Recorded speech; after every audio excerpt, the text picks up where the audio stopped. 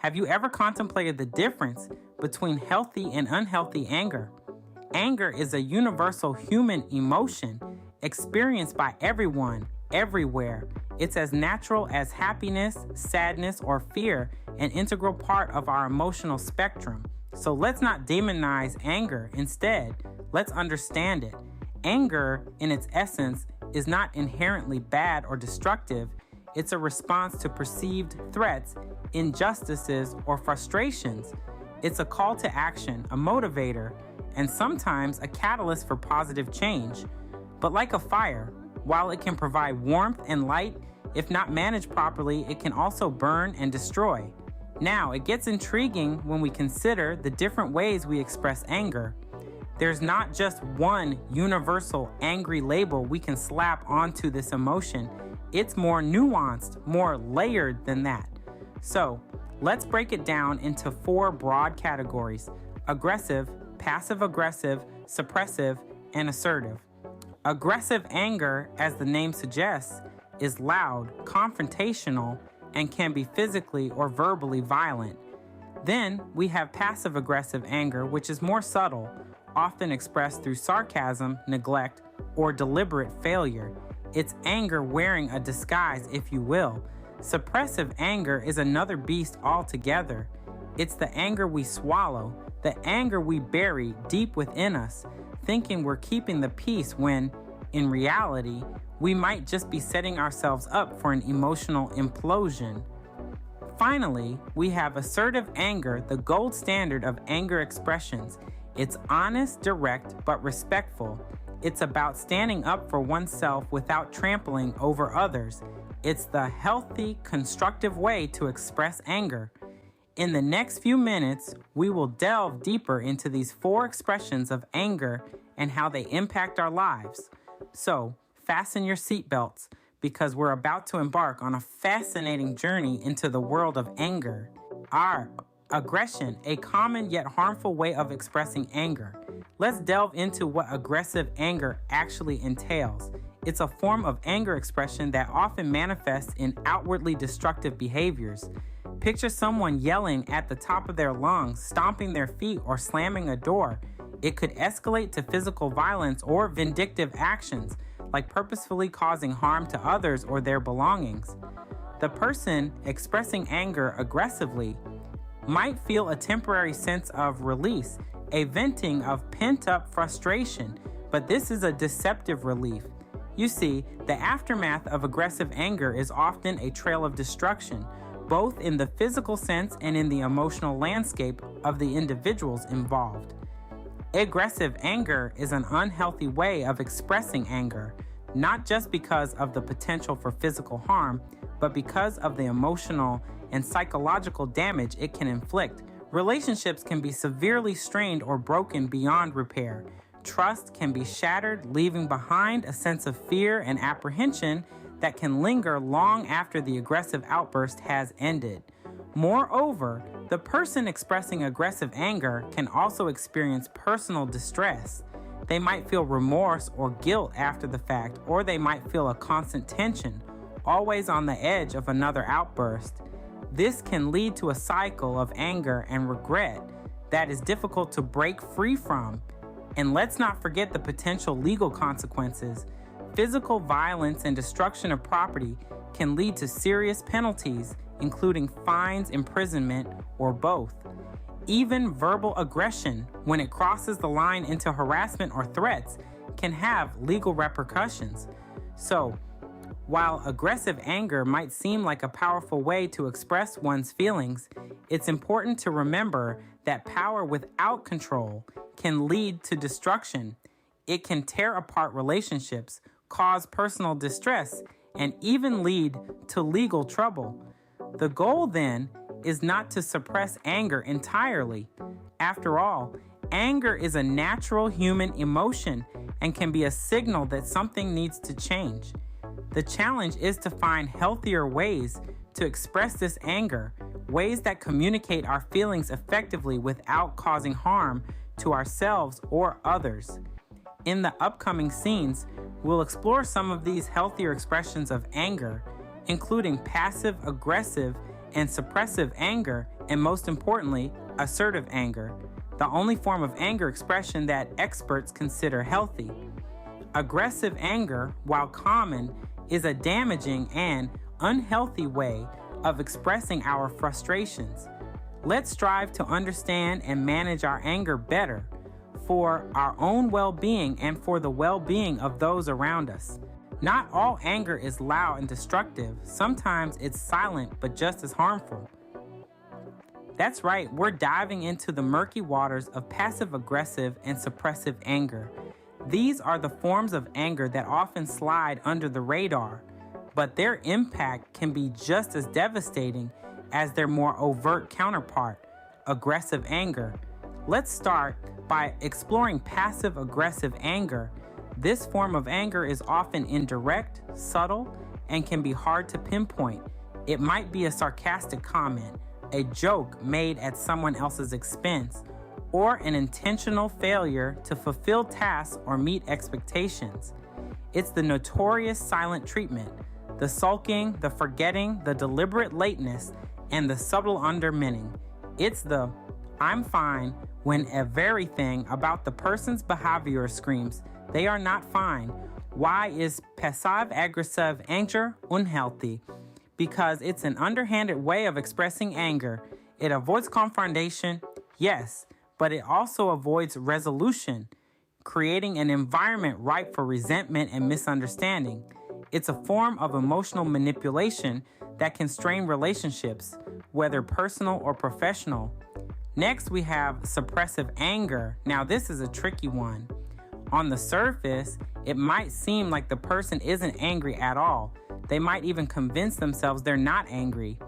But beneath that calm exterior, the anger simmers.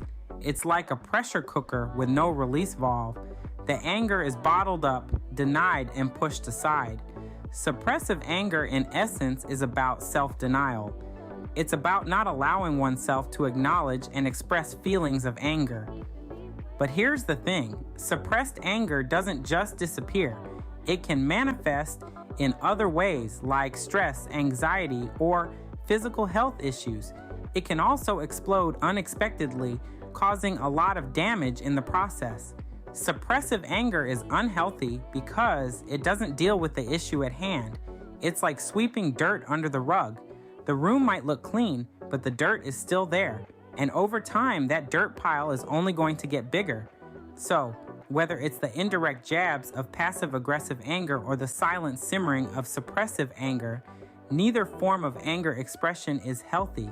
They lead to internal stress, unresolved issues, and strained relationships. They avoid confrontation, but they also avoid resolution. They create an environment of tension and uncertainty where issues are left to fester and grow. Suppressing or indirectly expressing anger can be just as damaging as aggressive anger to ourselves and our relationships. Remember, anger is a natural human emotion. It's not the anger itself that's the problem, but how we choose to express it. But what if I told you there's a healthy way to express anger? Welcome to assertive anger. Assertive anger, my friends, is not about suppressing your feelings, nor is it about letting them explode uncontrollably. It's about balance. It's about expressing anger in a respectful and constructive manner without letting it control or define you. Imagine a scenario where you're upset about something. Instead of lashing out or bottling it up, you take a moment. You acknowledge what you're feeling. You understand why you're feeling it. And then you communicate it in a calm and composed way. You're not blaming or accusing. You're simply stating how you feel and why. That, in a nutshell, is assertive anger. But why is assertive anger considered healthy? Well, it's because it promotes open and honest communication. It allows us to express our anger without damaging relationships or creating unnecessary conflict. It encourages dialogue and understanding, which can ultimately lead to problem solving and stronger bonds. Think about it.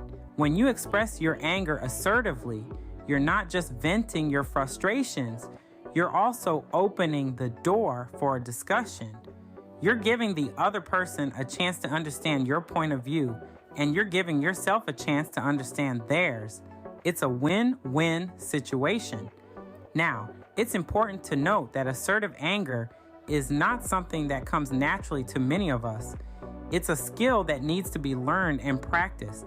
It involves developing emotional intelligence, strengthening our communication skills, and cultivating mindfulness. It's about being aware of our feelings, understanding them, and expressing them in a controlled and respectful manner. However, the effort is worth it. Assertive anger can help us navigate difficult situations, manage conflict, and build better relationships. It can empower us to stand up for ourselves, to voice our needs and concerns, and to assert our boundaries. It's a powerful tool for personal growth and self-improvement. But remember, the goal here is not to eliminate anger. Anger is a natural and healthy emotion that we all experience. The goal is to express it in a way that is beneficial, not harmful, to use it as a catalyst for positive change rather than a cause for unnecessary distress. Assertive anger, when practiced correctly, can turn a potentially destructive emotion into a tool for positive change. Knowing is half the battle. Now let's discuss how we can shift from unhealthy to healthy expressions of anger. As we journey through life, we encounter situations that spark anger. It's a natural emotion, but the way we express it can either be healthy or unhealthy. To make the shift from unhealthy to healthy expressions, we need to employ a few strategies. First up is mindfulness, a practice that encourages us to be present in the moment. When anger strikes, instead of lashing out or bottling it up, we can take a step back, observe our feelings, and let them pass without judgment. This helps us to respond rather than react, fostering healthier expressions of anger. Next, we need to consider stress management. High stress levels can amplify our anger and push us towards unhealthy expressions. Techniques such as deep breathing, yoga, or even a simple walk in the park can lower stress levels and provide us with a clearer mind to handle our anger. Engaging in positive activities is another effective strategy. These activities can range from hobbies you enjoy to spending time with loved ones or even volunteering for a cause you're passionate about. These positive engagements help to shift our focus, replacing negative emotions with positive ones and allowing us to express our anger in a healthier way. Lastly, if you find that your anger is overwhelming or affecting your daily life, don't hesitate to seek professional help. Therapists and counselors are trained to help you navigate your emotions and can provide you with tools and techniques to manage your anger effectively. Remember, shifting from unhealthy to healthy expressions of anger is not an overnight process. It requires self-awareness, practice, and patience. But with time and effort, it's absolutely possible to make this shift. Remember, shifting from unhealthy to healthy expressions of anger is a journey, but one that's absolutely worth it. Let's take a moment to consolidate what we've learned today. We embarked on a journey to understand anger, a universal yet often misunderstood emotion. We learned that anger can manifest in 4 primary ways: aggressive, passive-aggressive, suppressive, and assertive. Aggressive anger, the most conspicuous of all, often spirals into harmful behaviors and damaging relationships. It's the unchecked, explosive outbursts that most people associate with anger. Then we have passive-aggressive and suppressive anger, the silent destroyers. These forms might not be as visible as aggressive anger, but they can be just as detrimental, eating away at our well-being and relationships from the inside. But remember, not all anger is unhealthy. We also talked about assertive anger, the healthy expression. It's about communication, not confrontation. It's about expressing our feelings and needs without trampling over those of others. Assertive anger is the balance we should all strive for. We also delved into the process of shifting from unhealthy to healthy expressions of anger. It's not an overnight transformation, but with conscious effort, mindfulness, and stress management, we can learn to express our anger in a healthier, more constructive manner. Above all, we've learned that anger isn't inherently bad. It's a natural response to situations that seem unfair or threatening. It's a signal that something needs to change, but it's how we express and manage this anger that can either help or hinder us.